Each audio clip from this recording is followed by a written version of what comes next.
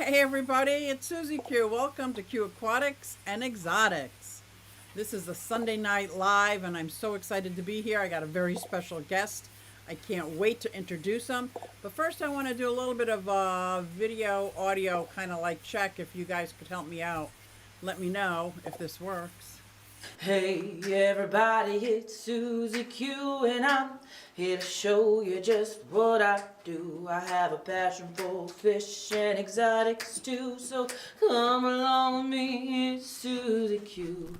Hey everybody, it's Susie Q and I'm here to show you just what I do. I got a passion for fish and exotics too, so come along with me, it's Susie Q. Hey everybody, it's Susie Q and I'm here to show you just what I do. I have a passion for fish and exotics too, so come along with me, it's Susie Q. Hey everybody, it's Susie Q. Hey everybody, it's Susie Q. Nah, hey everybody, it's Susie Q, so come along with me. Said I'm Susie Q. Oh, I heard from Bob that everything was good. Now I see I'm back to a delay. Oh, that's so funny.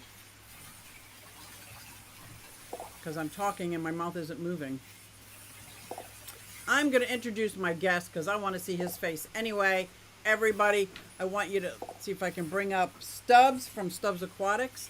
Got to warn you ahead of time, I got my kitten in here and she's being awfully random, but let's welcome Stubbs. Hi everyone. Hey, you're Chris, I think right? I'm lagging too.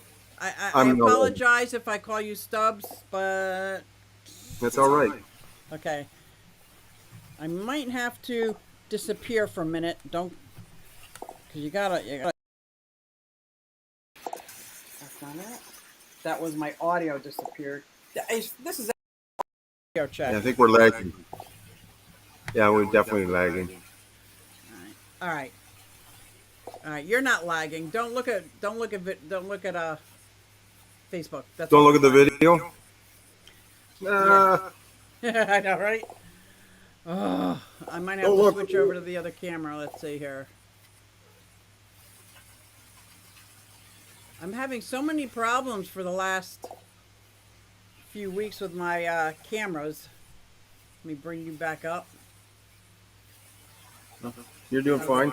Now I'm good. Now I'm good. You're good. We're all good. We're all good here. We do have that little drip in the noise. I don't know if you could hear it in the background. That is our amazing people that are in the chat. If I have a guest on, I can't mute that. So it is what it is. I'm sure there's a way to mute it. I'm just don't know of it. Oh my gosh. Do you know these people in this chat? We got Bob Kaler, Sky Dancer. Yes, I'm doing well. I had a great day, an amazing day today, actually. Mike's Aquatics and Things, Mark Sterlson, what's going on? Jenny Lynn. Jenny Lynn saying hi to everybody. Twonder Aquatics. This is awesome. Look at everybody in the chat. We got Red Laser, Elizabeth, Florida Fish Rescue, Larry D, Chili Head Aquatics. I love the combo of names. Hey, Red Laser. Nice to see another fellow Canadian here with the Red Laser. Nice. Rainer Trofer. See who else we got. Okay, everyone's saying it sounds good. I just know that my other camera was a little delayed, but when we were practicing, it kind of fixed itself, and then I think we're all good now. We're pretty close. Yeah. Bunny Viper, hello, hello. Have to just listen for a few, then I'll join. Susie, it sounded a little staticky, but loud enough and fun and visual. Good, I'm glad. I think I was playing with my microphone for a bit. Oh, look, I got a Dennis. Hello, hello. Dennis Christensen, Sandy Doherty. How are you doing? Patty's Petite Tanks. Patty's in the house, too. Hey, Skull Aquatics. Good to see them. Oscars. June is in the house. Paul. This is awesome. We got, all the cool people are here. New local. Austin. Who am I missing? If I missed you, just give me a shout out because I don't mean to miss anybody. Believe me. You guys are the whole reason I go live every week. Surf City Cichlids. Hey, Susie. Hey there, Stubbs. Hello to all the fish people. Look at that. Big Easy, because you know what? It ain't easy being Big Easy. Right? Pay no attention to the man behind the curtain. Is there a man behind my curtain? You guys better not me. Oh my gosh. There was one time I was doing live, and like I was telling you earlier, I was always go live outside. It's just been a little close to 100 degrees for the last few weeks, so I haven't been set up outside. And this one time it was already dusk, and there was something behind me, and they were telling me in the chat, and then by the time I saw it, I was all freaked out. Genetics Legacy, Melvin. You're lucky I remembered. Stubs Aquatics. I always forget. Alishan. Awesome. Just came in from hunting lanternflies. Now, you don't have these Chinese spotted lanternflies up in Canada, do you? Yeah. You do? Well, they're just like the ordinary. Now, these are a special order that was imported or hitchhiked on a box to central Pennsylvania from China, and they have become extremely invasive, eating all the trees. Oh no, we don't have them yet. Looking like critters, but absolutely horrendous. So we don't have those yet. Kill them. But and if they're in Pennsylvania, they'll be able to survive. Oh there, yeah, so. it's more in Pennsylvania already. It's like in the tri-state, quadruple state. Where you're at, do you have lightning bugs? I don't know what a lightning bug is. Okay, so we have them on the East Coast, and they're like, I guess they're like ladybugs, but they glow in the dark, and they are in the dark, and then all of a sudden they just shine and go off again, like the light, the whole sky gets filled up. Like an Elsa. They were all over the world, and I was like, last year when I found out that it's only in the East Coast, I was like, what? So not everybody sees these beautiful lightning bugs? Yeah. You sure weren't into the mushrooms earlier, right? Oh my God, this freaking cat just got a mouse. And here I sit. I'm going to ignore them. I don't want her to kill it though. Hold on. Drop it. Drop it. Drop it. Okay. Sorry. That's all right. Tupperware for now. We'll see. I just don't want her to torture it. I'll humanely put him outside with the rest of his family. Do you have any kind of critters that invade your space? Not too many. Get the odd opossum that comes around, but it doesn't do anything. Raccoons. I love the opossum. They were pretty rare here. They're now fairly common. Okay. Yeah, lots of squirrels, lots of chipmunks. Like at least 3 or 4 different types of squirrels that are constantly around. Lots of birds. I try to keep the herons away because they're a pain. Oh, yes, the herons. I live between a canal and a river, the Delaware River, so I watch out for those herons all the time. Yeah, I'm about a half a mile from a creek, if that, and then about the same from the river.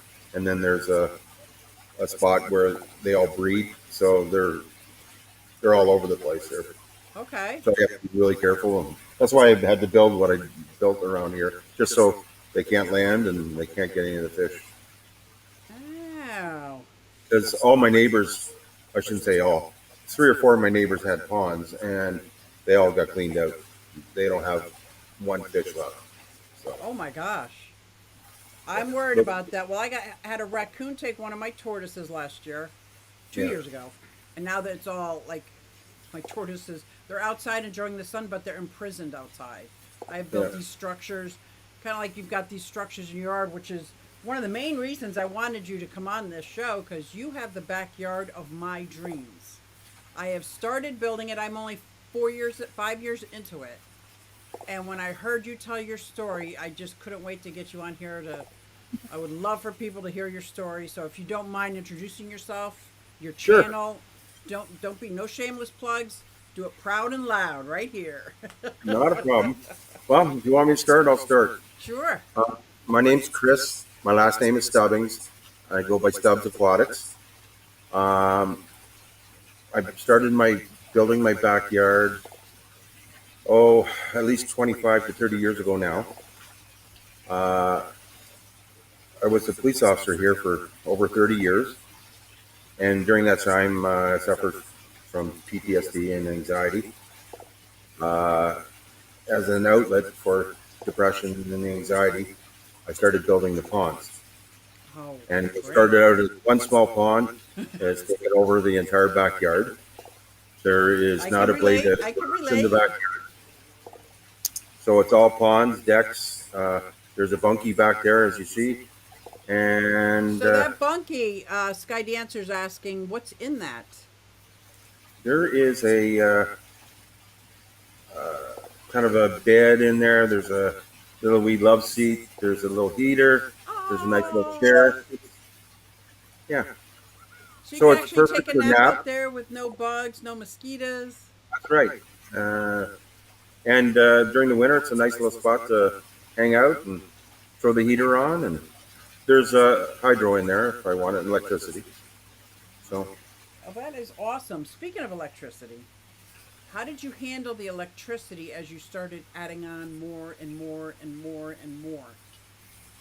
well, when I originally started my ponds, I put a couple uh, plugs on the outside just so I could plug. At one point, we actually had a pool uh, off to the side here when the kids were smaller, and when they didn't use it anymore, I took it down, and it became yet another pond. That's So, hysterical.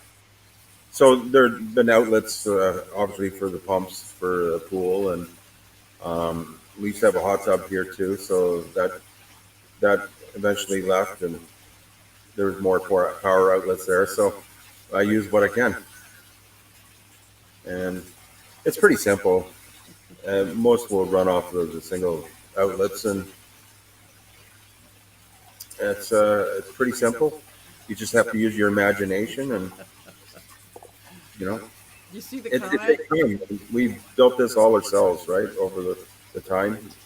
You know what you see in the backyard didn't happen overnight. It took 30 years, and I'm Right. constantly adding into it and changing it, much to my wife's chagrin. But once she sees what I've done, she's really happy with it. Just like you have to explain to your husband what your plans are. Yeah, unfortunately, he doesn't see the picture I describe with my words.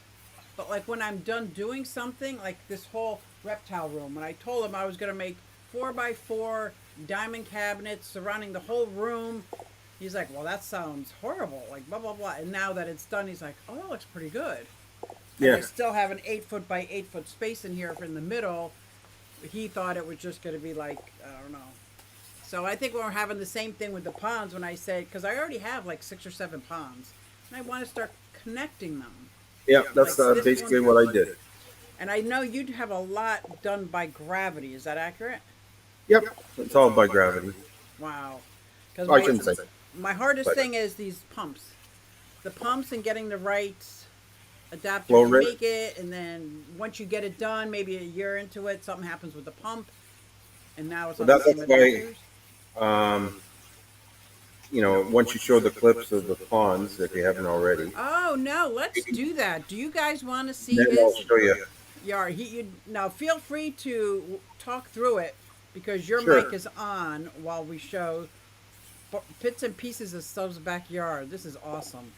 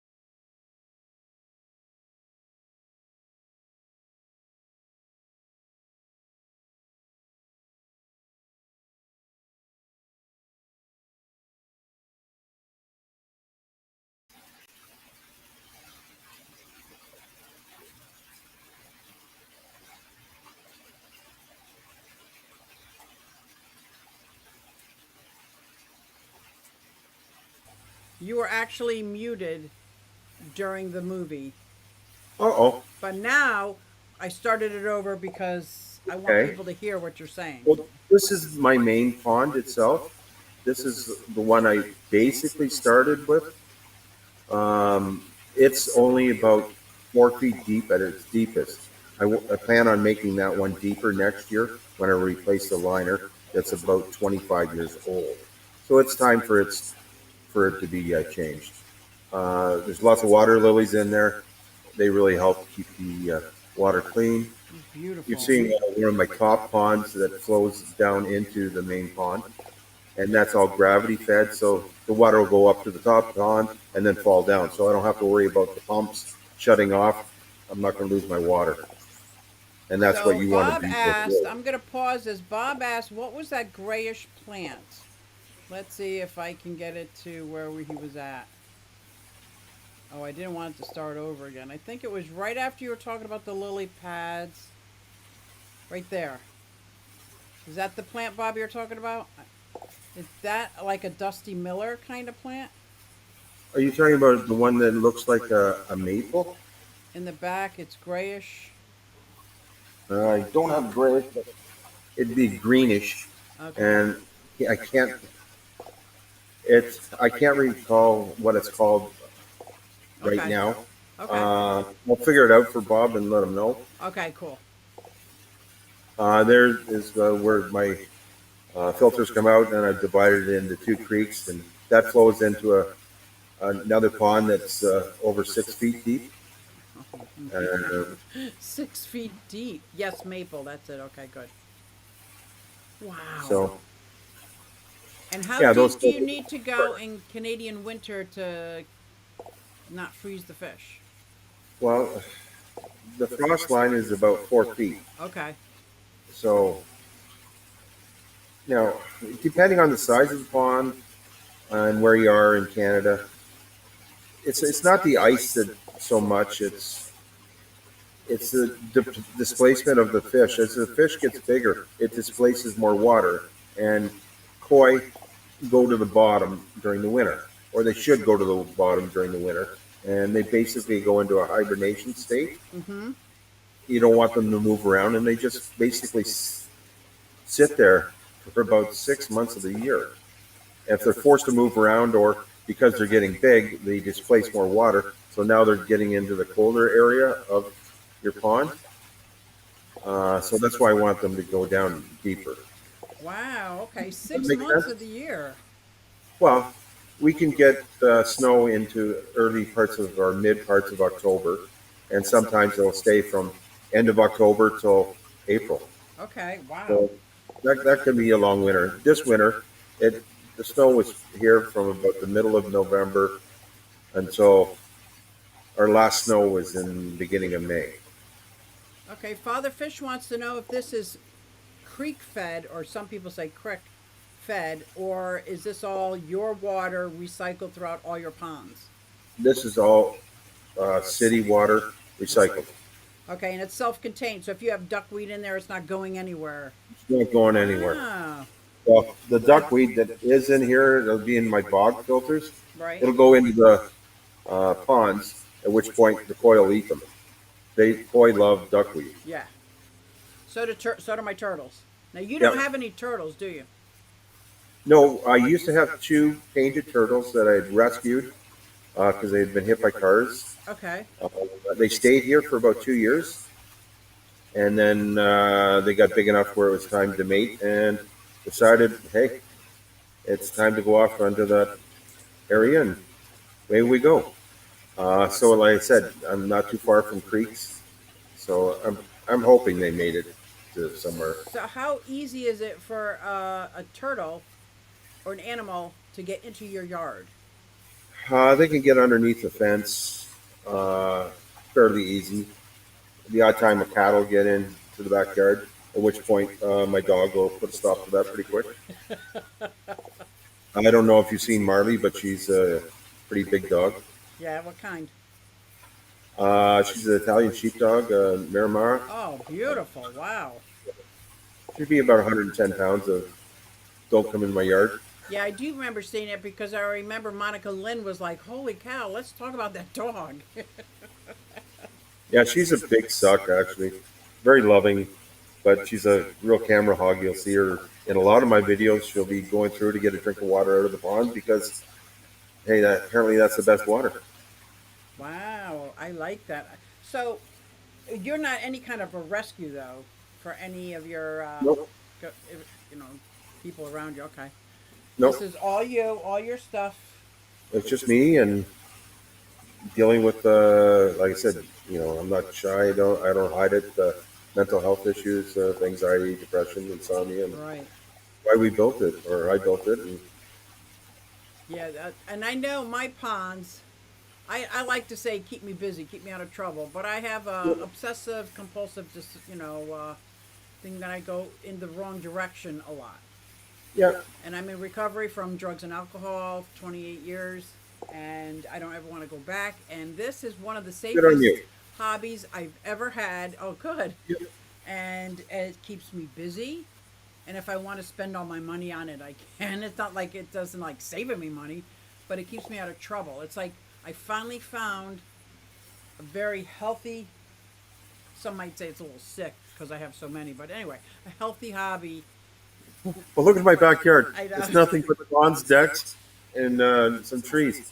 And I think So, that's amazing. And I'm just starting my venture onto that. Right now, I have one deck off my house, and that's it. The rest goes down into it's all ponded. And I'm about to venture into my first lower level deck that connects to a bridge over the thanks. pond, so I can start what you've done because it's just Yeah. gorgeous. Well, like I said, the decks go from off actually our bedroom door. So the deck I'm sitting on is coming off our the master bedroom, and then you go down into a lower deck section where there's seating areas where you can walk around. And then you can take that all the way around the property on decks. We're firm believers that you use your entire yard, right? Yeah. Who wants a backyard where you got okay? I've got grass to cut, and there's nothing else there other than grass. Well, I don't And even have we keep going, but grass. So well, probably not the Snoochie chickens in the Snoochie Booch wants to know how do you keep your ponds from freezing in Canada? Well, I keep air bubblers going, and keep that probably within about a foot to foot and a half depth down from the top portion, and I'll try to keep round areas or areas about yay big open Okay. throughout the just for gas exchange.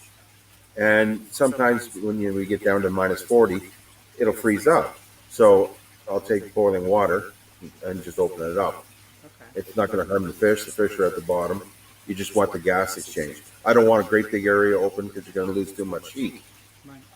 It's actually warmer at the bottom, and I don't want to disrupt that.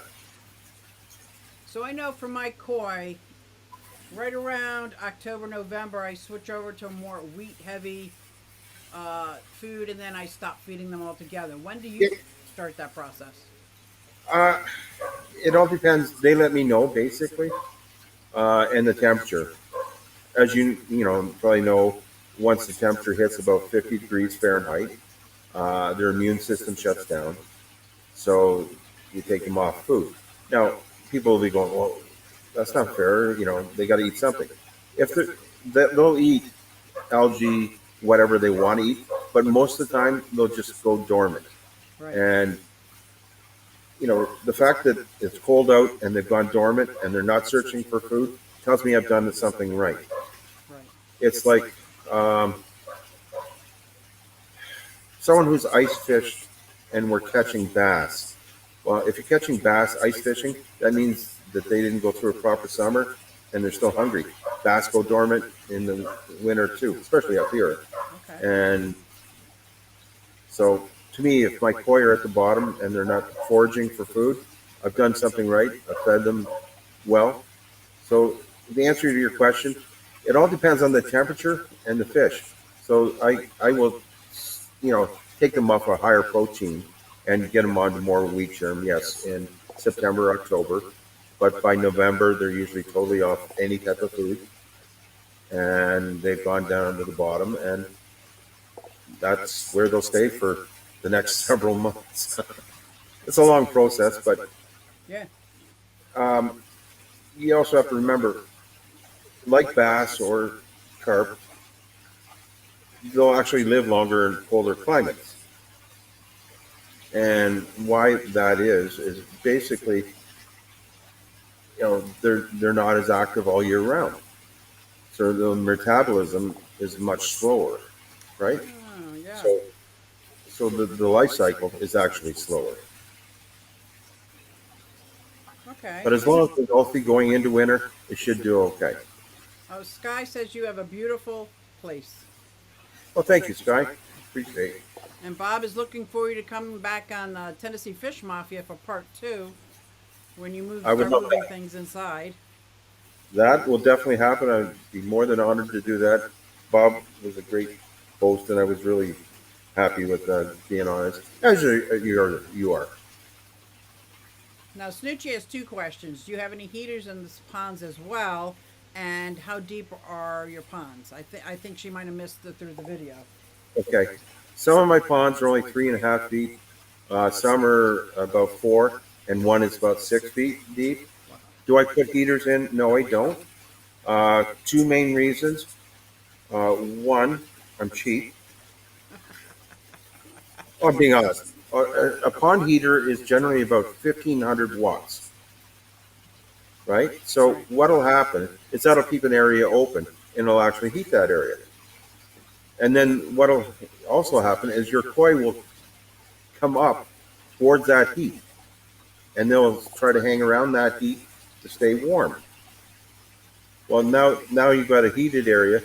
Instead of the koi staying low and dormant, they're now more active, and they're starting to search for food, and they're close to a really hot and heated element, which could burn them. Right. So the answer to the question is no. I don't. Wow. That's yeah. I have air bubblers in mine, and Yeah, the air that's all I use. bubblers Air seem bubblers. to. And what I'll also do with my air bubblers is, because they're in containers and they're covered, so they're not going to get wet, is I'll put a small light bulb in there, about a 25-watt light bulb, and that'll actually heat the pump and the air that you're display or putting into your. Oh, okay. Yeah. That's So for a interesting. lot cheaper, I'm going to heat that area rather than using 1,500 watts. I'm using 25. Right. Wow. All right. Bob Taylor gave a super sticker, $9.99. Thank you very much. It's a fan character dressed up as a cheerleader, jumping in the air, because he is liking what he's seeing. Thank you. Thank you. Thank you. Shane wants to know how many fish do you keep in there? In these ponds, I don't keep that many. There's probably only about 18 koi. Okay. Now, in my Shubumpkin ponds, I keep a lot more. Um, I've got probably close to 700 fry going right now, Oh, and wow. then probably about 35 adults. Plus, I've got containers out here where I breed barbs. So I'm breeding Odessas, rosy barbs, and gold barbs right now. And what do And you do with all those fry? Do you let nature take its course, or do you cultivate them and give them I'll away bring or them trade in. them? I'll bring them in. I'll call them. I'll grade them, and then I'll sell them. And I'll keep usually 6 a year for potential broodstock. Okay. Wow, that's awesome. Yeah. Yeah, do So you just in give? those rain barrel tubs, I'll breed my barbs, and those are just enough to basically trade with local fish stores for supplies. But the rest of the stuff will go to more goldfish specialty stores for the shabumpkins. So I recoup some of my costs, right? Yeah, yeah, yeah. No, that's good. So there's other. Took the Tupperware off the mouse. I'm sorry. It's a kitten. It's a kitten. How much damage can a kitten do? You'd be surprised. Anyway, So Shane's asking how many fish do I have? Outside, I probably have about 8 koi and a whole lot of goldfish because somebody on Facebook posted free goldfish, and I was walking down the street with my 5-gallon buckets and nets, and but now these goldfish are probably 10, 12 inches. You know, they're huge, Yep.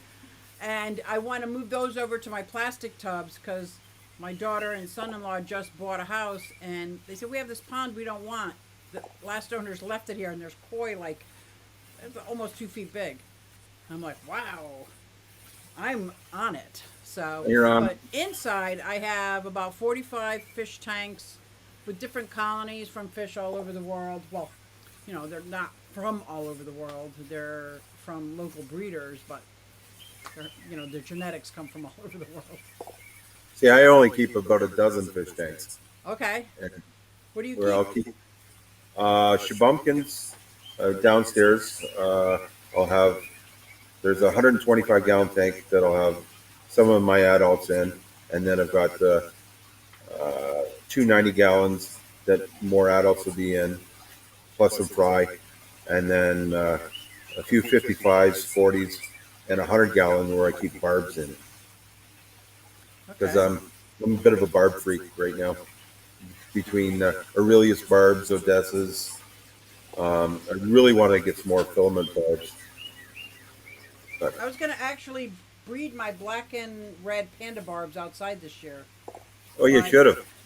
I'm telling you, getting fry from the tubs and bringing them back inside, I have not mastered that at all. I've been doing this 3 or 4 years, and it is so difficult for me. I don't know why. I end up straining from this into a white bucket and then netting out this, and then I just keep going and going. And I find myself crunched over, and it just doesn't work out so well for me. Are you draining it down? Like I use a siphon, and then I'll use a net. So I'll put the siphon inside the net, drain out the water so I'm not sucking up any fry, Yep. and they go further and further down. But I keep my barrels a little bit shorter just because I don't have giant arms. Yeah. I'm with you. I'm with you. And but every year I change it around a bit, and make it a little bit easier.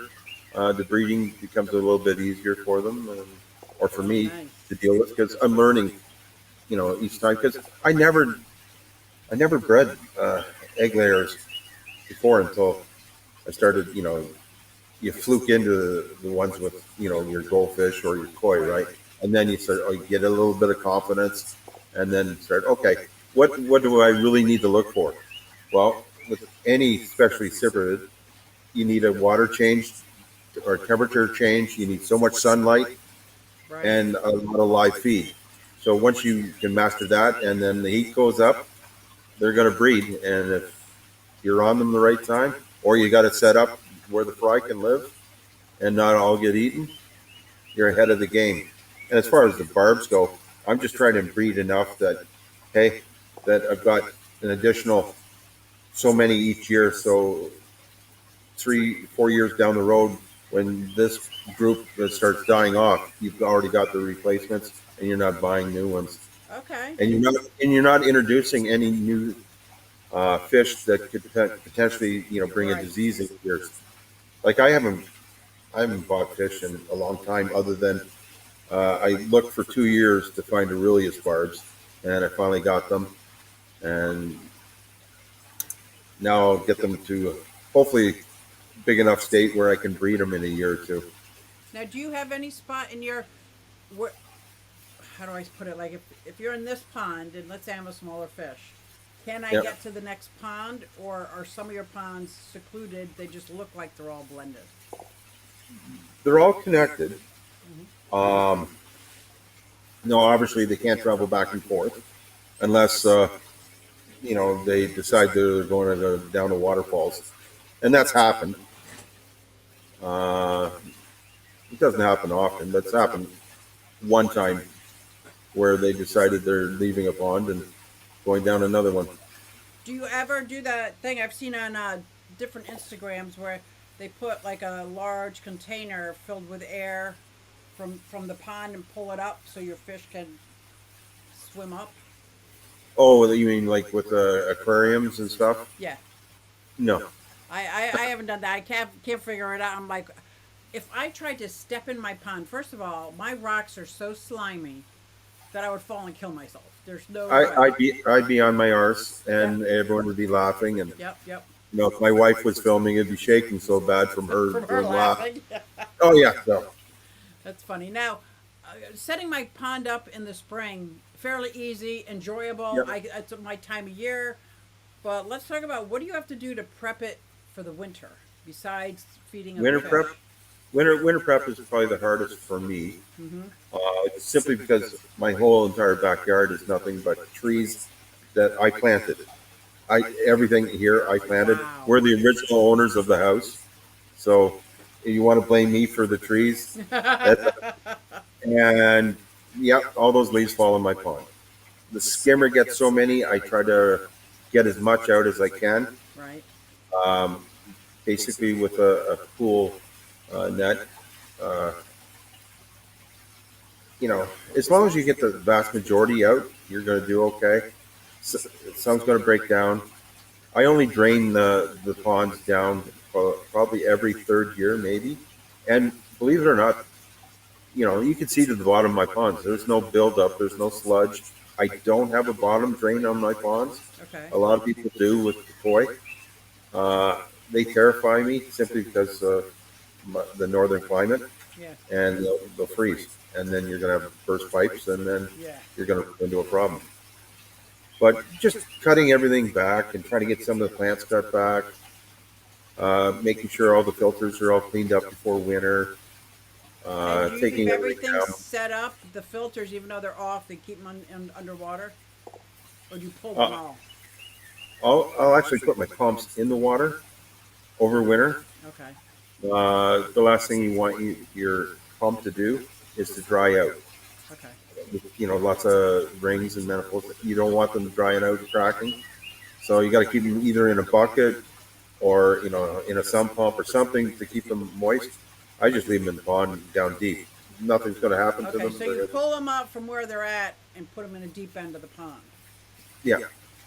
Okay. Well, I had made a mistake, I guess 3 years ago, when a couple people had given me the red air sliders because I had large ponds and asked if I Yep. could rehome them. I'm like, okay, which is why I have no plants anymore. But I thought it'd be a good idea to keep some of that leaf litter and that sludge on the bottom. Yep. And now I can never seem to ever see the bottom of my pond, ever. And mine only goes down 3 feet. When I had the turtles here, I let a little bit of leaf litter, but they were painted turtles, and painted turtles can basically be frozen and they'll be okay. So I let a little extra litter, but they just wedged themselves by the lilies, and they kept warm there. Okay. Schnooky says, I'm in Montana. We also get Yep. minus 40 degrees often, and I never thought it was possible to have an outdoor pond. Hard to believe Yep. it doesn't freeze solid. You have it figured out. Thanks for sharing your knowledge. You're welcome. That is And awesome. you also got to remember, my ponds, although they may look big to you, in the grand scheme of things, they're not big. So the ground is actually heating them. If they were a bigger body of water, they would freeze deeper. Okay. So I do have a pond over that's off the camera view right now. That's where I keep some of my shabumpkins. It's only 3 feet deep. It's on the north side of my property, and it freezes solid. It'll go down straight 3 feet. Wow. So I can't keep anything in there other than I can keep a couple lilies in there, and they'll freeze up, but they'll come back in the spring. Okay. Now, do you by chance have any reptiles? Even though I think this question is directed at me, I'm curious for you. No, I don't. I'm a turtle or a tortoise guy. I'd gladly have those.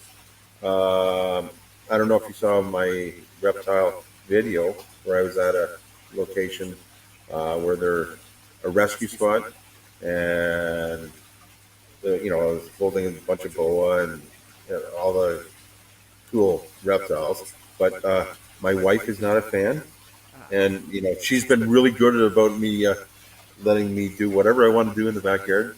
Okay. But I think if I brought a snake into the house, Mm. there might be a kick in my arse, and I might be out. Yeah. So That suck all that work you did, and you'd have to start all over. yeah, And plus, I'm sure she's a big supporter of yours, so a big she support. is. Yeah. So when she said, "Yeah, there'll be no snakes coming into the house." Now I do have snakes that come by in the Yeah. backyard, and I'm okay with those. Yeah. We're friends, Yeah. Yeah. Yeah. Yeah.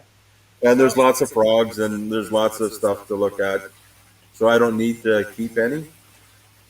Would so I like to Shane, have some Shane turtles? is asking about the reptiles, and I have 21 enclosures, so I have probably 23 reptiles, no snakes, because my John says absolutely no snakes. And he puts up with all these fish tanks and all these reptiles and all these ponds. So I'm like, okay. Now I'm starting. Well, what about the western hognose snake? It doesn't eat mice, so maybe like no. The answer's still no.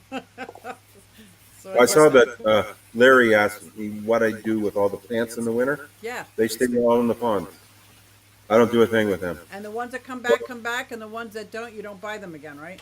You buy I the don't ones buy that any. come back. I don't buy any plants. I haven't bought plants in I don't know how many Wow. decades. All the irises, all the arrowheads, like that one bog filter. I don't know if you'd be able to even see this. I'm going to turn it over Oh my here. God, this is beautiful. I Oh don't know if you can see some of the arrowheads and Yep. whatnot.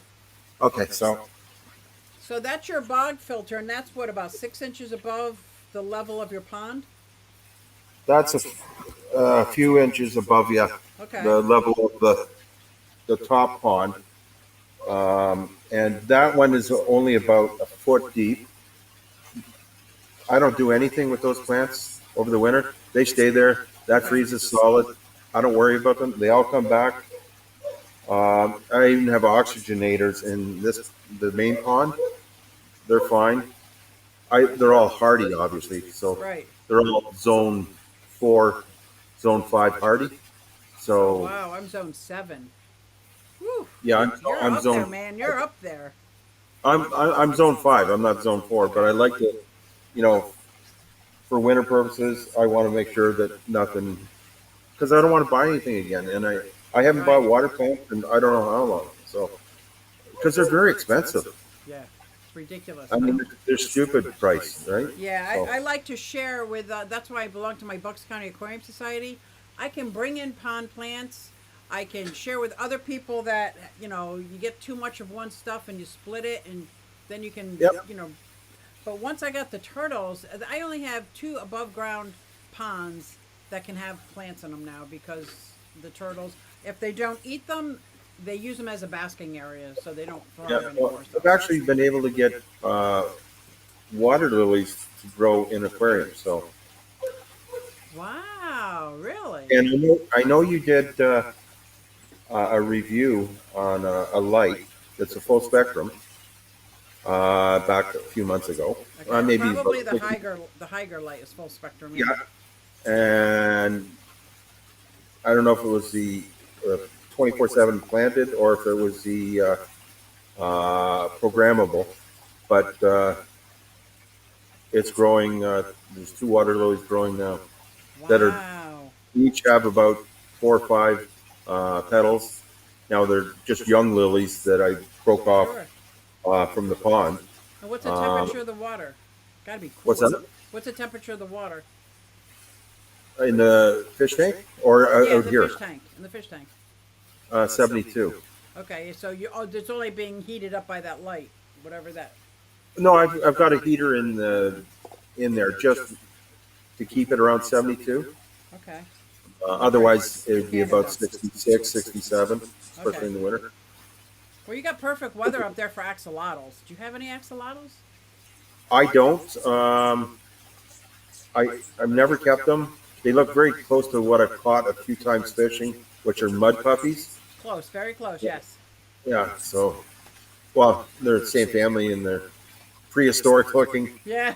Especially when you start walking and you're ice fishing in the middle of the night and you're trying to take this off the hook and it's kind of barking at you and you're going, what in the heck did I look at that?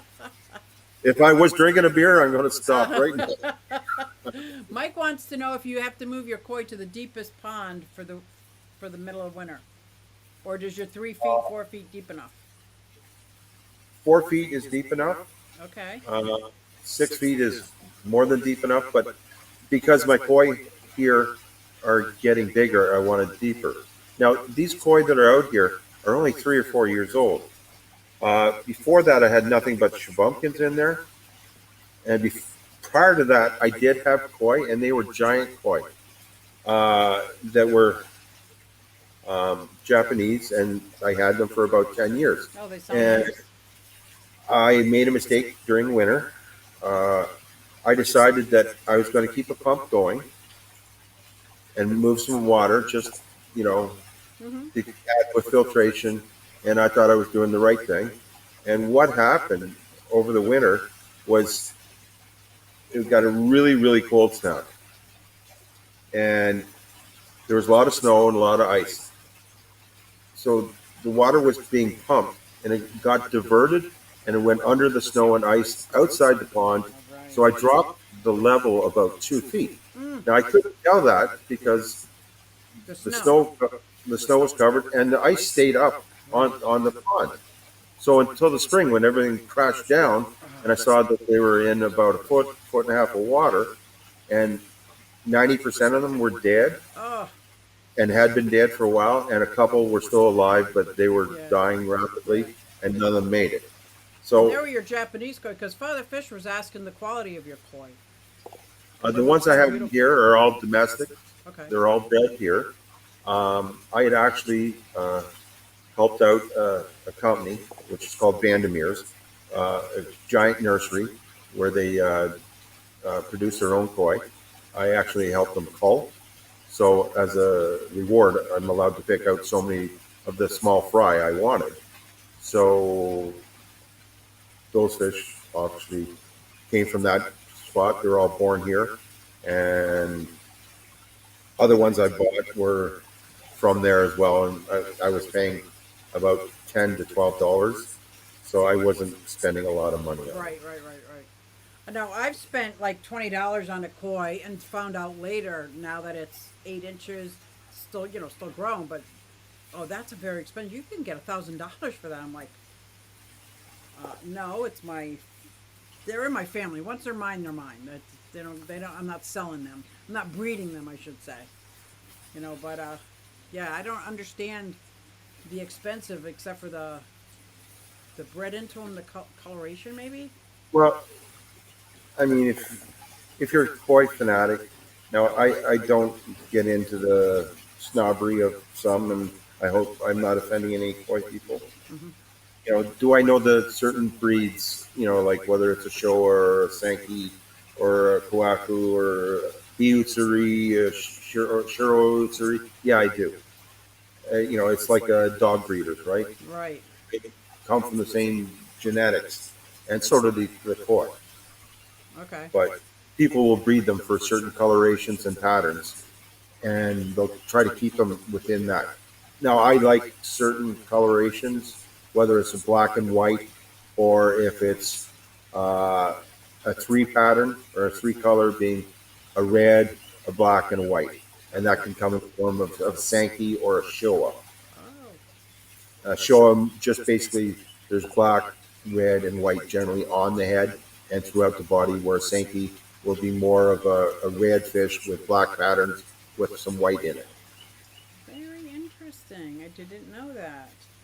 We have a side question from Paul in the chat saying, "I got 4 silver dollars.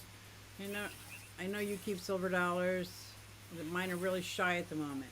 I got 4 different sets of $silver. So while my 4 silver dollars were in the tank, the other sets were like quarantining.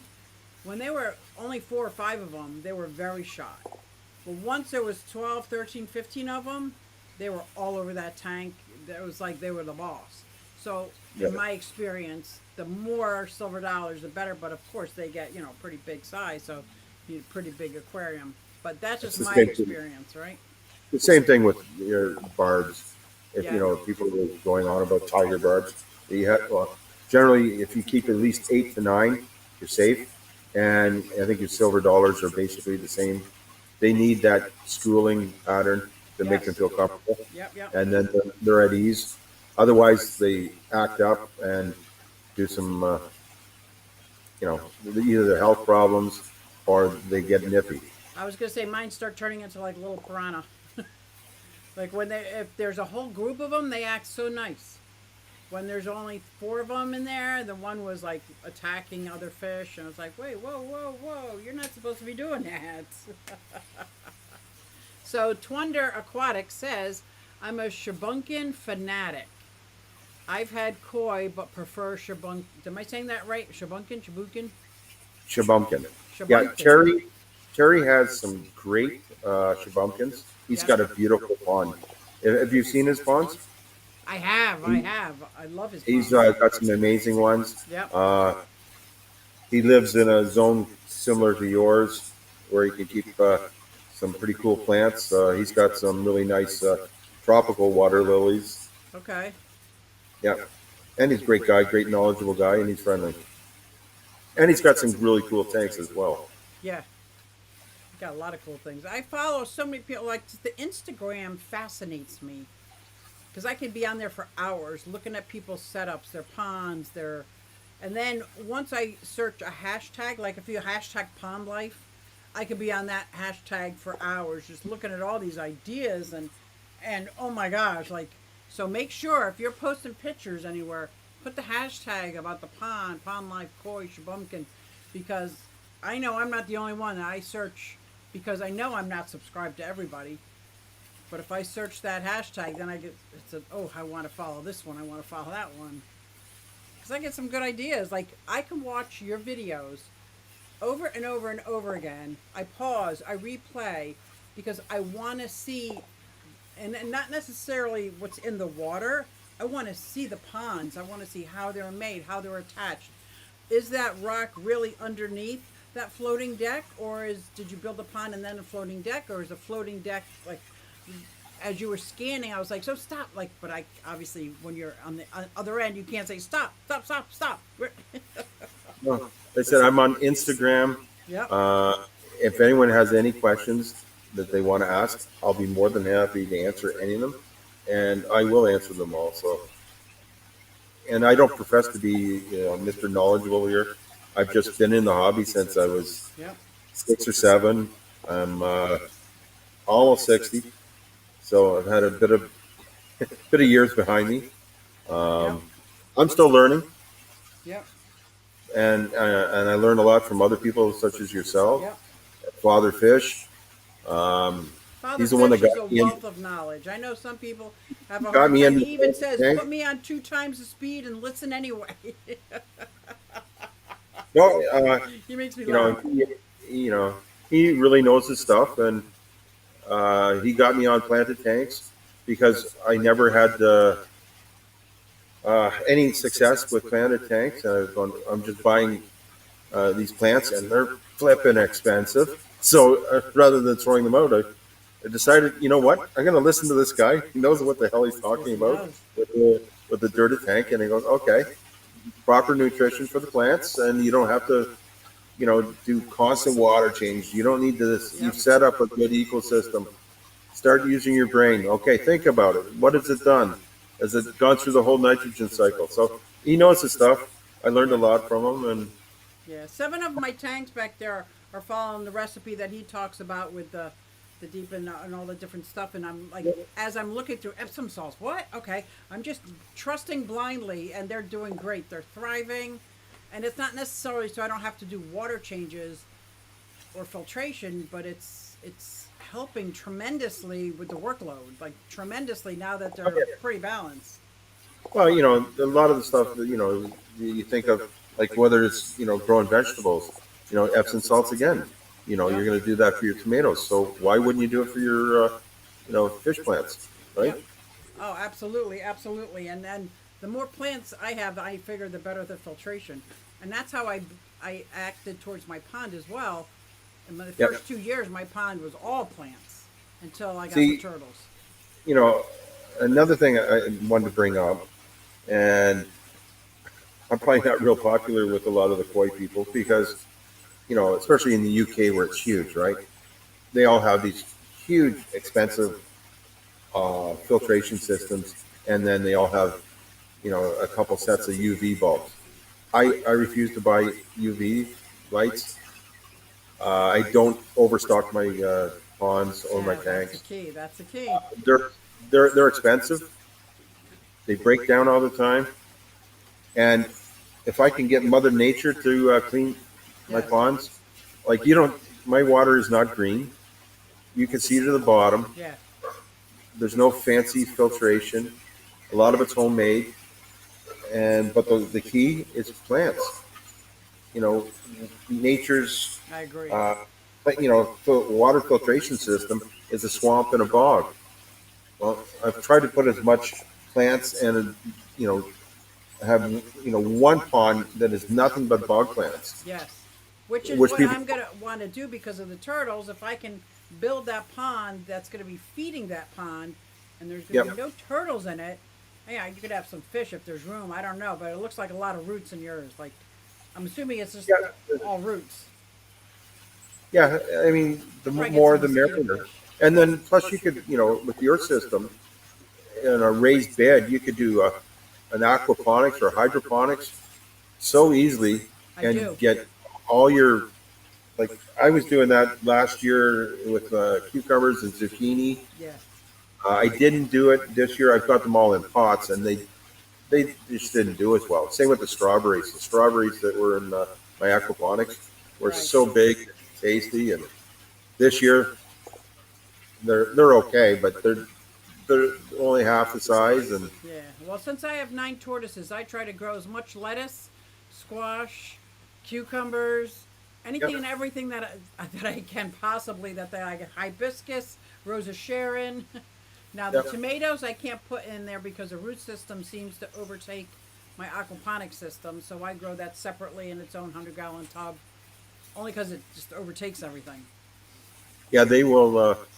The root system on tomatoes, once they find water, they can go pretty. Oh yeah. They'll really move around. Anyway, I am out of time. Chris, I cannot thank you enough for coming on and sharing. I There's so can't many, thank you enough so for many having good me. things coming from you. So many good things. So, and I Well, know thank the you. guys in the chat, my mods, who I think are amazing, best mods in Thank the you. world. They are posting our links as we talk. They're saying great. Everybody's saying beautiful pond, gorgeous fish. I see great interview. Like they got. Oh, who's Billie Jean in the house? Billie Jean, not my. No, sorry, I won't. Oh, go. I wasn't gonna do that. I can't help myself sometimes. But I am headed over to the Tennessee Fish Mafia at Kaler's Aquatics and Exotics because I'm on the panel, and of course I'm late as usual. So, Susie, I'm loving my bearded dragon. I bet you are. I bet you are. Stay tuned to Friday night, 7:30 Eastern Reptiles. If you're into reptiles and want to hear all these different tales that we got going on about the reptiles beginner series, join us 7:30 Eastern, and it's on Mike's Aquatics and Things channel. It's called Reptiles, and we're having a blast talking about reptiles. So join us there if you want to hear more about reptiles. And thank you, Chris, so much. I want to thank my mods, the super chat. I really appreciate it, and especially my daughter because if it wasn't for her, this wouldn't be here. Hey everybody, it's Susie Q and I'm here to show you just what I do. I have a passion for fish and exotics too, so come along with me, it's Susie Q. Hey everybody, it's Susie Q and I'm here to show you just what I do. I got a passion for fish and exotics too, so come along with me, it's Susie Q. Hey everybody, it's Susie Q and I'm here to show you just what I do. I have a passion for fish and exotics too, so come along with me, it's Susie Q. Hey everybody, it's Susie Q.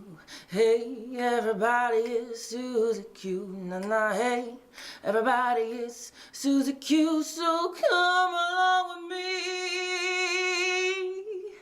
Said I'm Susie Q.